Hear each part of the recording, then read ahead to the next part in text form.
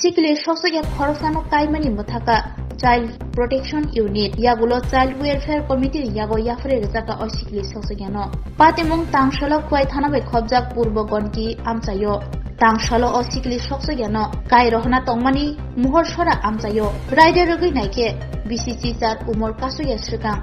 Buri Bushano Kainani Raida Kuri Tashalo Hangor Child Protection Unit ni Adongro Kwai Tanabe Kobjak Purbo Gonki Amsayo o sikili soksogani nukungo thangi shogika nukungni borok bai koglam shalemani yagulo shawi manka o buri busha no kai rohonani bini umor soksogyako abni yagulo no lebari muthagi child protection unit ni adongrok o sikili soksogyano tubuwi khangkoni child welfare committee ni yago yafri refaike আসলে SDM office থেকে আমাদের SDM office থেকে DCM আমাকে phone করেন যে একটা child marriage সংগঠিত হচ্ছে পাশাপাশি কোথাও ডিএম অফিস থেকে খবর এসেছে ডিএম ম্যাডামের কাছে খবর গেছিলো তখন ডিএম অফিস থেকে এটা এসডিএম অফিসের ম্যাডামের কাছে খবর গেছে তখন থেকে এসডিএম ম্যাডাম নির্দেশ দিয়েছেন যে এখানে চাইল্ড ম্যারেজটা স্টপ করার জন্য তখন ডিসিএম সাহেব সহ আমি সহ আমাদের ডিস্ট্রিক্ট চাইল্ড প্রোটেকশন ইউনিট এবং ওএমএনপিএসের স্টাফ সহ আমরা কর্মস্থলে ছুটে যাই সেখানে গিয়ে আমরা দেখতে পাই যে অলরেডি আজকেই বিয়ে তো আমরা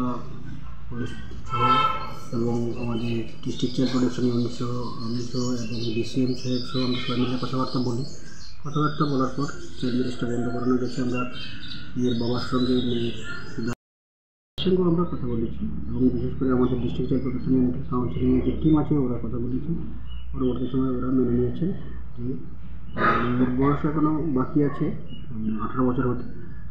আন্ডার এজের বিয়ে হচ্ছে বলে আমরা বলছিলাম যে আমাদের অবজেকশন এটাই একটা আমাদের প্রশাসনের নির্দেশ আছে যে